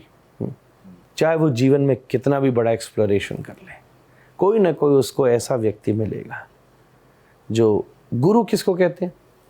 इधर नाव है, इधर रिवर बैंक है, तो क्या होता है, एक व्यक्ति होता है, एक पैर नाव में होता है, एक पैर इधर होता है, तो उतरने वालों को उतार देता है, चढ़ाने वालों को चढ़ा देता है। तो एक पैर जिसका उस तरफ है, एक पैर जिसका इस तरफ है, यही गुरु की उचित परिभाषा है। अब कोई दाढ़ी मूंछ बढ़ा के हम बड़े हो जाए तो भाई, मेरे पिताजी कहते थे संत का वेश धरने में 70 रुपये भी खर्च नहीं होते, संत बनने में 70 जन्म भी छोटे हो जाते। यही उसका मूल बिल्कुल अस्तित्व है। आप ऐसे मानते हो डेस्टिनी की सब कुछ प्री प्लान्ड है? नहीं, ऐसा नहीं मानता मैं। सब कुछ प्री प्लान्ड कुछ हद तक है, कुछ हद तक नहीं है। एक फेमस आंसर मैंने किसी ज्ञानी से सुना था, किससे सुना था मैं भूल गया, पर मैं वो ऑलवेज कोट करता हूँ कि मैं आपसे कहूँ कि खड़े हो जाओ और आपसे कहूँ कि एक पैर उठाओ, चाहे लेफ़्ट उठाओ चाहे राइट उठाओ। आपने लेफ़्ट उठा लिया, अब आप राइट नहीं उठा सकते, अब गिर जाओगे। तो जब आप कोई भी कर्म करने जा रहे हैं तो आपके पास दो चॉइसेस होती हैं, मैं राइट करूँ कि रॉन्ग करूँ। पर अगर आपने कोई कर्म कर दिया तब आप दूसरे पैर के ऊपर निर्भर हो, आप अब उसको चेंज नहीं कर सकते। तो मेरा ऐसा मानना है कि 50% चॉइस है, मेरा क्या शास्त्र का भी मानना है। ये डेस्टिनी है कि हमने आप सबने आज मिलना है, और ये कर्म है कि मिलके करना क्या है, बस ये समझिएगा। ये डेस्टिनी है कि हमने आप सबने आज मिलना था इस जगह। अब यहाँ पे कोई उल्टा सीधा काम भी किया जा सकता था और यहाँ बैठ कर के हम अच्छी आध्यात्मिक चर्चा भी कर सकते हैं। ये कर्म है, 50-50 है, मतलब तो आपके हाथ में है भी और नहीं भी। आप चॉइस आपके हाथ में, रिजल्ट आपके हाथ में नहीं है। कर्मण्येवाधिकारस्ते मा फलेषु कदाचन। सही बात है। महाराज जी, मेरे माइंड में एक क्वेश्चन आ रहा है। अभी हम थोड़ी देर पहले एक्सपीरियंसेस की बात कर रहे थे। आपने जो एक्सपीरियंसेस और जो लीलाएं देखे जितने करीब से, वो आम इंसान नहीं देख सकता वृंदावन में। तो और ये कहा जाता है कि मनुष्य अपनी लाइफ में कभी सेटिस्फाइड नहीं हो सकता है, नहीं है। तो क्या आप सेटिस्फाइड हैं with your life? Very much, खूब जोरदार।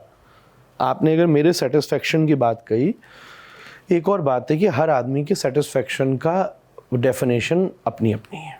कोई फिक्स तो किसी की नहीं कर सकते आप। सबको आपने फिक्स ग्लास ऑफ वाटर दिया, किसी ने 2 सिप लेके सेटिस्फाई हो, कोई 1 सिप लेके, कोई पूरा ग्लास, कोई कहता है 1 और ग्लास लाओ। तो इसीलिए सेटिस्फेक्शन की डेफिनेशन इंडिविजुअल है। तो जो आपके हिसाब से हो सकता है, आपकी डेफिनेशन मेरे पे लागू नहीं हो, तो आपको लगता है तो अनसेटिस्फाई दिख रहे हैं, और मेरी डेफिनेशन आप पर लागू नहीं हो, ये हो सकता है। पर मेरी डेफिनेशन अगर मैं अपने पर लागू करूं तो मैं फुली सेटिस्फाई हूं, अपने हिसाब से मैं विचार करूं। मेरे पिताजी एक सूत्र कहते थे जो मैं बहुत ज़्यादा बोलता हूं और बहुत लाइफ में अप्लाई करता हूं, कि जब कोई काम शुरू करो तो तुमसे ज़्यादा अनसेटिस्फाई आदमी दूसरा नहीं होना चाहिए। आज ऑफिस में बंदा बैठे सोच के बैठे, भाई 10,000 करोड़ कमाऊंगा, 50,000 करोड़ कमाऊंगा, मतलब ऐसा भी नहीं कि फेंकू हो मतलब इट शुड बी गुड कि आउट ऑफ द रीच हो, पर आउट ऑफ द साइट नहीं हो, आउट ऑफ द साइट नहीं हो। जैसे हमें आप प्लान करें कि हम आज रात्रि का डिनर दिल्ली में करें तो पॉसिबल है, अब आप ये प्लान करें कि आज का डिनर हम लंदन में करें तो इम्पॉसिबल है, इतनी टेक्नोलॉजी भी हाइप नहीं है, इसको फिर डे ड्रीमिंग कहते हैं। तो फिर इसीलिए कोई भी काम शुरू करो, आप बैठो, सुबह ऑफिस जाए अनसेटिस्फाई आदमी हो, शाम को घर आए 10 रुपए की नोट मिली हो तो सेटिस्फाई हो, तो उसको 10 रुपए का भी मजा आएगा। नहीं तो कभी जिंदगी में ना वो उसका मजा ले सकता है ना इसका मजा ले सकता है। और मैं इस फॉर्मूला को अपनी लाइफ में जब जब अप्लाई करता हूँ मुझे बड़ा आनंद आता है। अगर आप काम शुरू करने से अनसेटिस्फाई नहीं होगी तो एक्साइटमेंट ही नहीं होगा, यार ठीक है चल रहा है ओके फाइन। पर अगर आप उसको बहुत जोरदारी से करना चाहोगे, कुछ पाना चाहोगे तो मेहनत करोगे, बाद में अब जितनी चीज हाथ लगी सो भगवान की इच्छा। एक्सपेक्टेशंस रखनी चाहिए लाइफ में आपके हिसाब से। और कुछ लोग साथ साथ ये भी कहते हैं यार मैनिफेस्ट करो, थिंक अबाउट इट, एक्सपेक्ट कर लो कि चीज़ मेरे साथ होगी, और ये तो भी चाहोगे जो वो चाहोगे वो मिलेगा। मिलेगा। और ये भी कहते हैं कि यार एक्सपेक्टेशंस नहीं रखनी चाहिए। नहीं, अपने से रखनी चाहिए, दूसरे से नहीं रखनी चाहिए। ये फॉर्मूला ठीक से समझिए, एक्सपेक्टेशन अपने से रखनी चाहिए, प्रॉब्लम उसको नहीं होती जो अपने से नहीं रखता। आप अपने से एक्सपेक्टेशन रखोगे जब भी कुछ काम करोगे। दुनिया में प्रॉब्लम तब होती है जब मैं आपसे एक्सपेक्टेशन रखूँ, आपसे रखूँ, तब प्रॉब्लम होती है। मैं अपने से एक्सपेक्टेशन रखूँ मैं आज बहुत अच्छा बोलूँगा, ये मेरे हाथ में, जो चीज़ मेरे हाथ में ही नहीं है कि आप मुझसे अच्छे से बोलोगे, ये तो मेरे हाथ में नहीं है, और मैं ये एक्सपेक्टेशन रखूँ तो फिर माथा पीटूंगा कि यार मैं गया और आप अच्छे से नहीं बोले। तो अपने से रखनी चाहिए, दूसरे से नहीं रखनी चाहिए। और अपने से कब रखनी चाहिए वो मैंने अभी आपको बताई बात। काम शुरू करो, खूब रखो, मेहनत करो, अंत में चाहे जितनी चीज निकल करके आए फिर सेटिस्फाई हो जाओ। अच्छा चलो, हम कहते हैं दूसरे से भी नहीं रखनी चाहिए, तो ये भी इम्पॉसिबल है, ऐसा हो ही नहीं सकता। तो दूसरे से कम उतनी रखनी चाहिए जितनी उसकी औकात है। रिलेशनशिप्स में होता है ऐसा महाराज जी अक्सर की। हाँ, ये मैंने क्वेश्चन इसीलिए पूछा है। रिलेशनशिप क्या, स्पिरिचुअलिटी, भगवान से भी यही होता है। बहुत सारे लोग ओवर एक्सपेक्टेशन करके भगवान के मंदिर पहुंच जाते हैं, फिर कहते हैं 2 महीने काम नहीं चला, अब दूसरे भगवान के मंदिर जाओ। इसलिए तो ज़्यादा भगवान का चक्कर पड़ता है, जो आप पूछ रहे थे कि 2 महीने किया, पहले बम बम बम बम, फिर काम नहीं बना, फिर चले गए भाई श्री हनुमते नमः फिर 4 महीने काम नहीं बना, फिर तीसरे के चले गए, 33 कोटि देवता, उसके बाद भी फिर एक कोई नया भगवान देवता प्रकट कर लिया, फिर कोई फलाने वाले जी के पास चले गए, फिर बोले हमारे धर्म में कोई नहीं है, दूसरे धर्म के किसी को ढूंढो। तो ये तो सब जगह होता है। मछली से तैरने की आशा रखो, उड़ने की आशा रखोगे तो रोगे आप। तो सामने वाला आदमी जो कर सकता उसी से उतना ही तो किया जाएगा। ये माइक मेरी आवाज़ रिकॉर्ड कर सकता, मैं कहूँ तू मेरी फोटो खींचता ही नहीं खींचता पागल हो गया ये आदमी। महाराज जी, एक गुरु की अहमियत आप हमें बता रहे थे, उससे रिलेटेड मेरे मन में क्वेश्चन आ रहा था कि जैसे आपने कहा आपका इष्ट आपको गुरु ही बताएगा, और बहुत सारे लोग हम जैसे यंगस्टर्स होते हैं जो अभी नहीं सोचते कि हमारी लाइफ में एक गुरु की ज़रूरत है, या हम अपना रास्ता खुद ढूंढ सकते हैं, खुद एक्सप्लोर करना चाहिए दुनिया को। और आजकल हमारे रील्स पे भी बहुत सारी इन्फॉर्मेशन अवेलेबल है, अपने अंदर झांको, और ये वो सुन के आधे लोग अपना रास्ता खुद एक्सप्लोर करना चाहते हैं।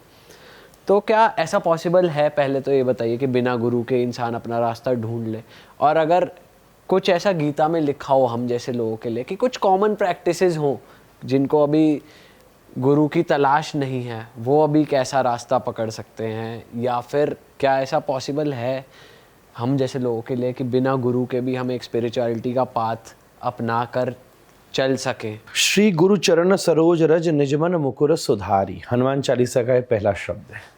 वो ये कहता है, देखो हम ये कहते हैं कि हम अपने आप को खोजें या let me explore my self. तो एक चीज़ कहूँ, गुरु दर्पण की तरह है। शीशे के सामने आप अपना खुद श्रृंगार कर सकते हो, खुद बाल काट सकते हो, या हेयर स्टाइलिस्ट बुला सकते हो जो आपके बाल काट दे। तो अल्टीमेटली गुरु के साथ आश्रय बैठ करके बनना तो अपना ही है, डेकोरेशन और ड्रेसअप तो अपने आप को ही होना है। यही उस बात का मूल विज्ञान है। तो आपने जैसे ये बात कही कि कोई व्यक्ति कहे कि अपने को अभी गुरु की आवश्यकता नहीं है, मैं अपने आप अपना रास्ता चुनना चाहता हूँ, तो अपने आप अपने रास्ता चुनने की इच्छा जगना, यही स्पिरिचुअलिटी का पहला कदम है। 2 चीज़ें होती हैं, कई बार गुरु की संगति में ये पहली इच्छा जगती है, कई बार पर्सन पहले मिलता है। अच्छा, दो काम होते हैं ना, देखो बहुत व्यवहारिक बात आपसे कहूँ, एक चीज़ होती है कि अपने को राइट बंदा मिल गया तो हमने शादी कर ली, और कभी कभी होता है कि यार मेरी एज होगी, मुझे शादी करनी है, मैं राइट बंदा ढूंढूं। ये दो ही तो चीज़ें होती हैं। बिल्कुल मैं बेसिक बात आपसे कह रहा हूँ। तो ऐसे ही यहाँ होता है, कभी पहले गुरु मिल जाता है जो फिर ये प्रेरणा देता है कि अपने आप को खोज। आपदीपो भव, बुद्ध का सूत्र है, अपना दिया खुद बनो। मैं गुरु और शिष्य में क्या फ़र्क है? दोनों दिए हैं, एक जला दिया एक बुझा दिया है। दिए से दिया मिला दो, उसका दिया भी जल जाएगा। तो गुरु उसको नहीं कहते जो शिष्य बनाता है, गुरु उसको कहते हैं जो गुरु बना देता है। इसलिए हमारे यहाँ दो भाषा, एक गुरु एक सदगुरु। सदगुरु उसे कहते हैं सामने वाले को भी गुरु बना देता है। जिसने इतिहास में गुरु बनाया, शिष्य गुरु सही मिला है, उसने शिष्य नहीं बनाया, उसने सामने वाले को भी गुरु बना दिया है। तो खैर कभी कभी ऐसा होता है कि राइट बंदा मिल जाता है, फिर इंस्पिरेशन आती है। कभी कभी पहले इंस्पिरेशन आती है, फिर राइट बंदा मिलता है। जैसे अपन कहते हैं हमको भाई अब शादी करनी है, हमारी एज हो गई, तो हम ढूंढते और भीड़ में अपने को कहीं ना कहीं कोई किसी जगह कॉमन जगह कोई राइट बंदा मिल जाता है, तो अपन अपनी फैमिली लाइफ शुरू कर ले। ये वेरी बेसिक है। तो ऐसे ही आप अपने आप को खोजना शुरू कीजिए। आपने कहा गीता में ऐसा कॉमन क्या लिखा है? सबसे बड़ी बात, गीता का सीधा सीधा अर्थ इतना सही है, मूल चीज़ इतनी सी है। आप अगर स्पिरिचुअलिटी में सबसे पहले आगे बढ़ना चाहते हैं, बिना किसी गुरु के या जो भी आपको ऐसी चीज़ ना लगे, तो पहले नंबर की चीज़ है, और वो है आपके कैरेक्टर की क्लियर, बिल्कुल क्रिस्टल होना चाहिए। आप पहला एफर्ट ये करो कि अपना कैरेक्टर बहुत अच्छा हो। कैरेक्टर अच्छा होने का मतलब ये नहीं है कि हम जैसे हैं वैसे दिखाएं, ना ना ना ना, हम अच्छे बने और अच्छा दिखाएं। ये नहीं कि जी हम तो मुंह पे जैसे हैं पीछे वैसे ही हैं, तो ये तो और झंझट हो गया। ठीक है, इट्स बेटर, डुअलिज्म से ये बेटर है कि हम गंदे हैं अच्छा दिखा रहे हैं, इससे ये बेटर है कि हम जैसे हैं वैसा दिखा रहे हैं। पर बेस्ट ये है कि हम अच्छे हों और अच्छा दिखाएं। तो अगर अपना कैरेक्टर बहुत अच्छा है, चरित्र हमारा एक नंबर का है, तब धीरे धीरे धीरे धीरे जीवन में आप आगे विकास करते हैं। गीता में क्रम रखा गया है जहाँ आहार को शुद्ध करने की बात कही गई है। आप किसी भी जगह जाएं, भोजन का नियंत्रण सब जगह रखा गया है। ये सब छोटी छोटी प्रैक्टिसेस हैं। तो अगर हमारे आहार की शुद्धि है, हमारे कैरेक्टर की शुद्धि है, आहार, व्यवहार और विचार, ये तीन चीज़ अगर हमने ठीक से करी हैं, फिर धीरे धीरे धीरे धीरे हम आगे बढ़ रहे हैं, तो कहीं हम स्पिरिचुअलिटी की तरफ धीरे धीरे कहीं ना कहीं इस जगह ऐसी जगह टैप कर लेंगे कि हमें उसका अनुभव होना शुरू हो जाएगा। एक और बात है, गुरु बैसाखी नहीं होता, गुरु बैसाखी नहीं होता। श्री कृष्ण खुद चाहते तो सुदर्शन चलाते और सारे कौरवों को मार देते, नहीं कर सकते थे क्या? जिसने इस समय जितनी सेना है उससे कई लाख गुना ज़्यादा सैनिक जरासंध के साथ लेकर मारी थी। जब श्री कृष्ण मथुरा से द्वारिका गए हैं, उनकी चरित्र में आता है, लीला में आता है, तब करोड़ों सैनिक भगवान श्री कृष्ण बलराम जी ने उनका वध किया। उससे तो संख्या बहुत कम थी कौरवों की, अकेले कृष्ण मार सकते थे। पर भगवान ने ये कहा कि काम तो तुझे ही अपना करना पड़ेगा, मैं तेरे साथ हूं, समझदार बनाए। तू अपना काम अपने आप खुद करना शुरू कर, धीरे धीरे आगे बढ़, फिर कहीं ऐसी मुसीबत है तो हम तेरे साथ खड़े हुए हैं। तो कई बार अगर हम ये भी चीज़ में चलते हैं कि हमें किसी आदमी की ज़रूरत नहीं, let me explore my self, कि मैं अपनी खुद मेडिटेशन के थ्रू, पर सीधी बात है मेडिटेशन भी तो किसी से सीखना ही पड़ेगा। आंख बंद करने का मतलब तो मेडिटेशन नहीं होता है। तो कहीं ना कहीं तो बंदा आके, अच्छा यूट्यूब से भी तो सीखोगे ही। अच्छा यूट्यूब पर भी फिर जो बंदा बैठा है तुम उसके टच में नहीं हो। अब हम, ये ईगो है कि हम नहीं मान रहे कि जी हमारा कोई गुरु नहीं है, ये तो ईगो है बस। कोई ये पॉडकास्ट सुन के अगर किसी ने दो चीज़ें अच्छी पकड़ ली जीवन में, तो आप, हम सब उसका गुरु हैं, इस पॉइंट के गुरु हैं। जैसे दत्तात्रेय ने 24 गुरु बनाए, किसी बंदे को नहीं बनाया, 24 गुरु बनाए। कौन से गुरु हैं उनके? आपको जानकर आश्चर्य होगा। उनका एक गुरु पृथ्वी है। सबसे पहले 5 गुरु तो 5 एलिमेंट्स हैं, पृथ्वी, जल, तेज, वायु और आकाश। ये पहले गुरु हैं दत्तात्रेय के। अब बताओ, ये तो कोई फिजिकल व्यक्ति तो है नहीं। जल की क्वालिटी होती है कि वो प्योर होता है। हाथ में चाय गिर जाए, आप पानी से धोने जाओगे, पानी गिर जाएगा तो धोने जाओगे किसी से? उसकी ओरिजिनलिटी प्योरिटी है। तो ये दत्तात्रेय का एक गुरु है। दत्तात्रेय का एक गुरु बच्चा है, दत्तात्रेय गुरु अजगर है, दत्तात्रेय का एक गुरु सांप है, दत्तात्रेय का एक गुरु आपको जानकर आश्चर्य होगा प्रोस्टिट्यूट है। हाँ, जो सॉन्ग ऑफ द फ्री आपने बुक रख दी पीछे, इसमें मैंने एक्सप्लेन किया है। एक गुरु प्रोस्टिट्यूट है, जिससे वो मिलने गए, उसे पूछा तूने अपनी लाइफ में क्या एक्सपीरियंस किया? बोले जब मेरे पास बंदा आता है तो बड़ी बड़ी बातें करता है, पर जब बंदा आता है तो मुझसे ज़्यादा महत्वपूर्ण उसके लिए कोई नहीं होता है, और जब जाता है तो मुझसे ज़्यादा वेस्ट उसके लिए कोई नहीं होता। इसलिए मैंने अपने जीवन में यह समझा कि दुनिया में दुख का कारण एक्सपेक्टेशन है। ये उसी ने कहा है। दुनिया में सबसे पहला एक्सपेक्टेशन का क्वेश्चन उस गणिका ने कहा था, जो दत्तात्रेय ने उससे सीखा था। तो ये भी दत्तात्रेय का ही मार्ग है। सर्प से सीखा, एक एरो बनाने वाले से सीखा, कईयों का तो नाम भी नहीं लिखा है। कबूतर से सीखा, एक मक्खी से सीखा, भौरे से सीखा। ये सब गुरुओं को ही उन्होंने कहा। तो भाई सामने वाला बंदा, तो ये मेरा ईगो है जो मैं कह रहा हूं कि मुझे किसी बंदे की जरूरत नहीं, पर आपको कहीं ना कहीं से जो गुरु तत्व है वो किसी न किसी रूप में आकर आपको जरूर न जरूर खड़ा करेगा ही करेगा। ये अपना ईगो है कि अपन नहीं मानेगी जी हमने किसी को से नहीं सीखा। पर तुम अगर यहाँ आने से पहले YouTube देखकर आए और उसमें जिस बंदे ने भाषण किया है, चाहे तुम उसको पर्सनल टच में नहीं हो, पर वो इस विषय का आपका शिक्षा गुरु है। विष्णु पुराण में 7 प्रकार के गुरुओं का वर्णन हुआ है। कौन कौन से प्रकार के गुरु होते हैं? उसमें एक गुरु होता है जो अपना मंत्र देता है, दीक्षा देता है, तिलक देता है, उपासना देता है। उसमें शिक्षा गुरु भी होता है, उसमें निषिद्ध गुरु भी होता है, जो अपन को ये सिखाता है कि कभी नहीं करना। जैसे भगवान श्री राम ने लक्ष्मण को भेजा रावण के पास बाद में कि तू इससे सीख करा। उसने ये सिखाया कि ये कभी नहीं करना, कि मैंने विभीषण तुमको दे दिया था। अगर विभीषण तुमको नहीं दिया होता तो ये खेल इतना लंबा नहीं और लंबा चलता, इतनी जल्दी नहीं निपटता। उसको भी एक संदर्भ में गुरु कहा गया है। तो इस प्रकार से समझने की बात है, गुरु तत्व रूप में तो तुम्हारे सामने कहीं ना कहीं आकर के खड़ा हो गई होगा, फिर कहीं ना कहीं वास्तविक स्वरूप में तुम्हें उसकी प्राप्ति हो जाएगी। ग्रंथ भी गुरु है, यंत्र भी गुरु है, मंत्र भी गुरु है, प्रेरणा भी गुरु है, फिर उसके बाद एक व्यक्ति भी सदगुरु है। देखा जाए तो कृष्ण भी गुरु है। दुनिया में सबसे पहले जगत गुरु ही कृष्ण है। कृष्णम वंदे जगत गुरुम, ये दुनिया का प्रसिद्ध श्लोक है।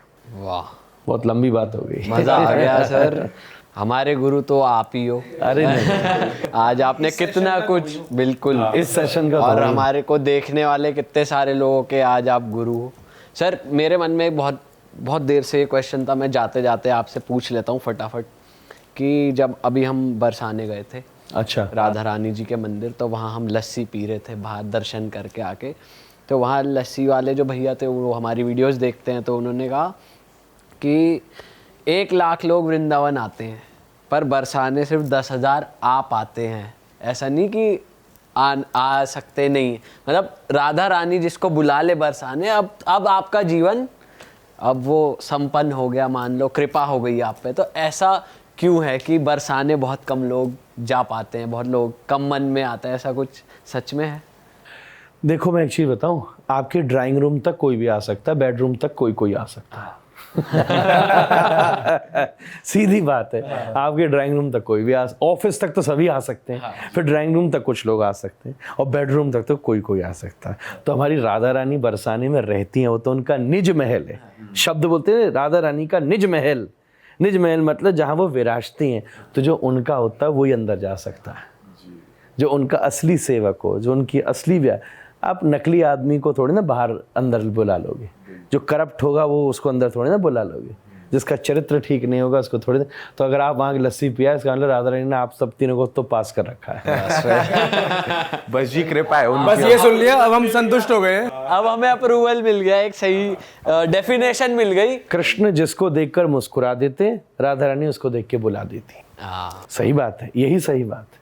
दुनिया में जितनी ताकत है, पूरी दुनिया में जितनी ताकत है, उससे 10,000 गुना ज्यादा ताकत हनुमान जी के हाथ में। उसमें जितनी ताकत है, उससे 1,00,000 गुना ज़्यादा ताकत बलराम जी की एक उंगली में है। उसमें जितनी ताकत है उससे 1 करोड़ गुना ज़्यादा ताकत राधा रमण जी की एक मुस्कुराहट में। और उसमें जितनी ताकत है उससे 1 खरब गुना ज़्यादा ताकत श्री राधा रानी की दृष्टि में है। वाह वाह वाह। किशोरी जी की दृष्टि पड़ जाए तो सबकी बात बन जाए। तो इसीलिए राधा रानी का निज महल है वो। इसलिए जिस पर अब भाई आप कोई मैरिड हो तो वही बात जानता है, ऑफिस तक आप सबको बुला सकते हो, ड्राइंग रूम तक कुछ लोगों को बुला सकते हो, और कोई आपका बिल्कुल ही खास दोस्त हो तभी वो आप बोले चलो यार अंदर ही बैठ के बातचीत करते हैं, तो वो तो वही हो सकता है जो बहुत ही क्लोज हो। तो राधा रानी जो बहुत ही क्लोज हो वही बरसाने, वही वृंदावन भी वही जा सकता है। वृंदावन की ठकुरानी श्री राधा रानी, वृंदावन बरसाना ये सब राधा रानी का ही निज स्वरूप। रास के ठाकुर हैं वृंदावन में, जितने ठाकुर हैं सब रास के ठाकुर हैं। राधा वल्लभ, राधा रमण, बांके बिहारी, यहाँ सब राधा पहले देख लो, राधा रमण। मतलब अगर आप शब्द का ना ध्यान दो ना तो नाउन है राधा, और रमण तो वर्ब है इंग्लिश ग्रामर में या संस्कृत ग्रामर में। रमण मतलब घूमना बैठना, तो वो तो एक्शन है।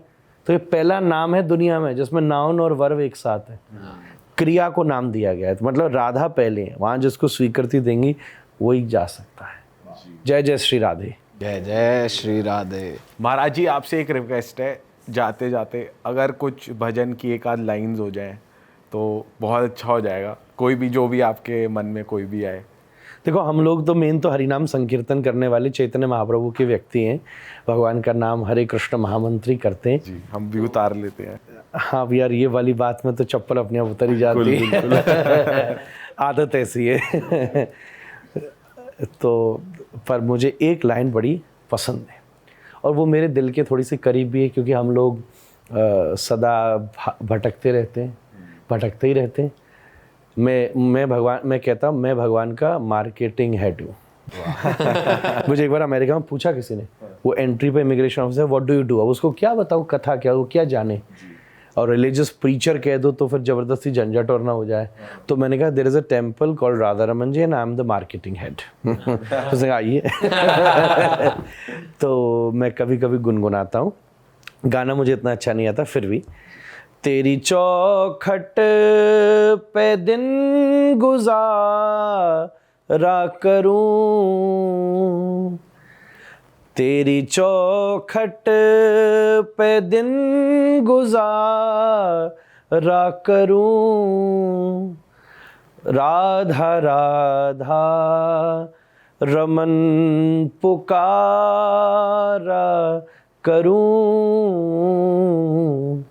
राधा राधा रमन पुकारा करूं, तेरी चौखट पे तुझको बिठला के मन के मंदिर में, तुझको बिठला के मन के मंदिर में, फिर सदा प्रेम से निहारा करूं, तेरी चौखट पे दिन गुजारा करूं, राधा राधा रमन पुकारा करूं। हरे कृष्णा कृष्ण कृष्ण हरे हरे, हरे राम राम राम हरे हरे। जय जय श्री राधे। ऑलराइट दोस्तों, ख़त्म करते हैं इसी अच्छे नोट पे इस पॉडकास्ट को। और सर के चैनल का लिंक, महाराज जी के चैनल का लिंक डिस्क्रिप्शन में भी है, यहाँ गोल बटन भी आ रहा है, आप दबा के सब्सक्राइब कर दीजिए।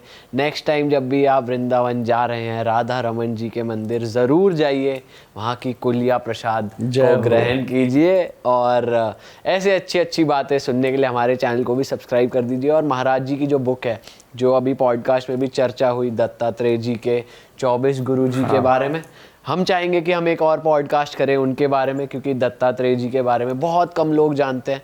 हम उस टॉपिक को एक्सप्लोर करना चाहते हैं। अगर आप वो पॉडकास्ट चाहते हैं तो नीचे कमेंट करिए कि आपको वो पॉडकास्ट चाहिए, और जल्दी जब नेक्स्ट डेट महाराज जी की अवेलेबल होगी, हम एक और मज़ेदार पॉडकास्ट उस बुक के बारे में डिटेल में करना चाहेंगे।